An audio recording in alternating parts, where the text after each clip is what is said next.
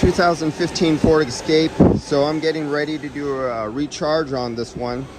They called me in here a little early. The technician was a little nervous. He was worried about leaks. They're worried about leaks sometimes when they get aftermarket parts.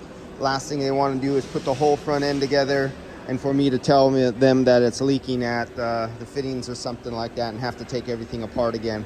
This one, they would have to drain, cool, and take the whole shroud apart. It would be hours and hours of work just because of a funky connection, maybe machining.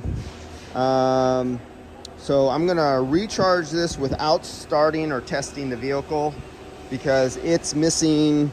It doesn't have coolant in it, but you know, some technicians say, oh, it's okay, just start it up just for a second. I don't try not to do that because it's really bad on the pump of the seal of the water pump.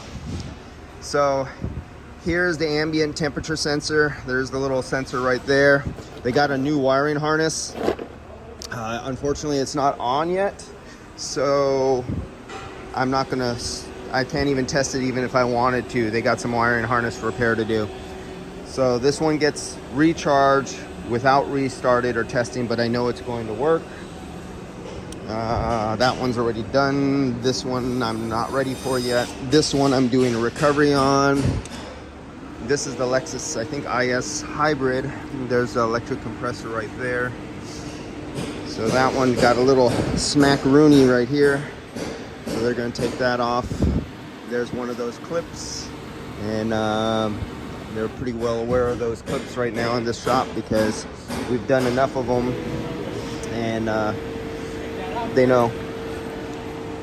And so they'll probably be getting an OEM.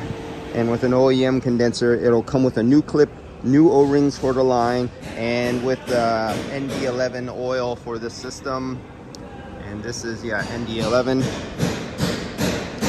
Back to this one. Got some more outside. This one, he won't be ready for me for a couple weeks on this one. And oh, timed out. All right, get back to you. Today's kind of a rush day. No quality time for videos. Sorry guys, just a rush.